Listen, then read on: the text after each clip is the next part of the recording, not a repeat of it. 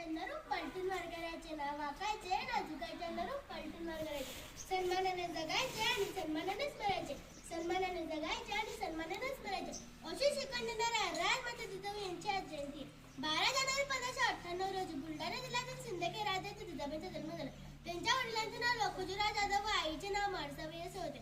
त्यांचा विवाह शहाजी भोसले यांच्याशी झाला.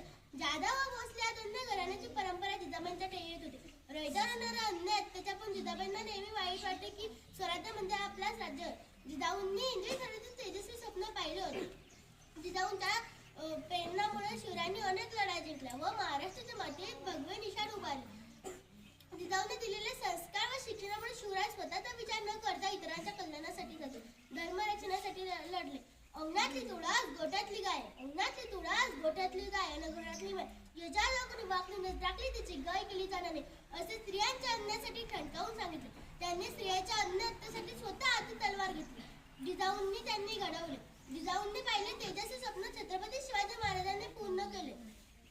अशा माऊलीचे 17 जून 1674 रोजी निधन झाले. जाता जाता एवढंच बोलते की वाघाचे विणायला काळीच पण वाघिणीच लागते, वाघाचे विणायला काळीच पण वाघिणीच लागते. म्हणून तर म्हणतात जिजाबाई तुमच्या तोंडापुढे मानवाची सदैव दुखते. म्हणून तर म्हणतात जिजाबाई तुमच्या तोंडापुढे मानवाची सदैव दुखते. एवढं बोलून मी माझं छोटं संपवते. छत्रपती शिवाजी महाराजांचा विजय असो. छत्रपती शिवाजी बोलत जा. महाराजांचा